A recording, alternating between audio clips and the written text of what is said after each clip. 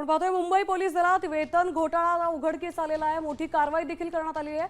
वेतन काढणाऱ्यांचा 6.5 कोटींवर डल्ला मारला गेला आहे। पोलीस नसलेल्यांच्या खात्यांवर रकमा पाठवल्या गेल्यात। समतानगर पोलीस ठाण्यात आता 5 जणांविरुद्ध गुन्हा दाखल केला, तसंच 2 क्लर्कला आता निलंबितही करण्यात आलंय।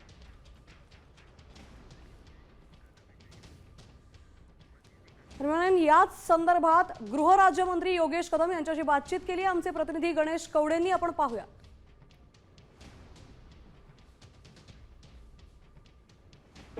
बनावट पोलीस अधिकारी बनून वेतन लुटणाऱ्या पोलिसांचा प्रकार आहे तो उघडकीस आलेला आहे। उत्तर प्रादेशिक विभागामध्ये हा सगळा प्रकार उघडकीस आलेला आहे। या सगळ्या संदर्भामध्ये बोलण्यासाठी योगेश कदम आपल्यासोबत।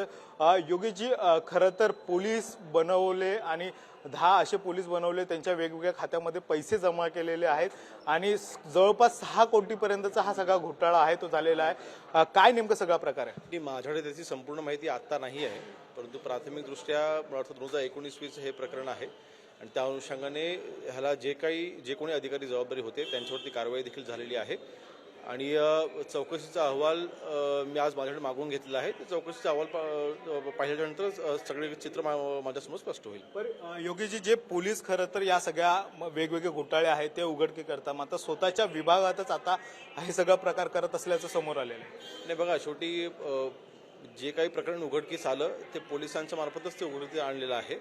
पोलिसांनीच ह्याच्यामध्ये कारवाई केलेली आहे। आता हे ॲडमिनिस्ट्रेशनमधनं झालेलं आहे की कुठून झालेलं आहे ह्याची माहिती माझ्याकडे आता नाही, परंतु चौकशी अजून चालू आहे। प्राथमिकदृष्ट्या आपण काही अधिकाऱ्यांवरती कारवाई देखील केलेली आहे, परंतु एकंदरीत पोलीस विभागामध्येच पोलीस सुरू करतात हा आरोप करणं चुकीचं आहे। ॲडमिनिस्ट्रेशनची चूक आहे की पोलीस विभागाची आता लक्षात येईल। मात्र यामध्ये आणखी काही विभाग आहेत का समोर आलेले आहेत? चौकशी अजून चालू आहे।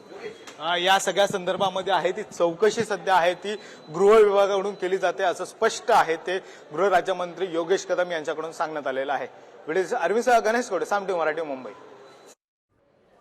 साम टीव्ही मी नेहमी पाहतो, त्यावर दाखवलेल्या बातम्या रिलेट करतात।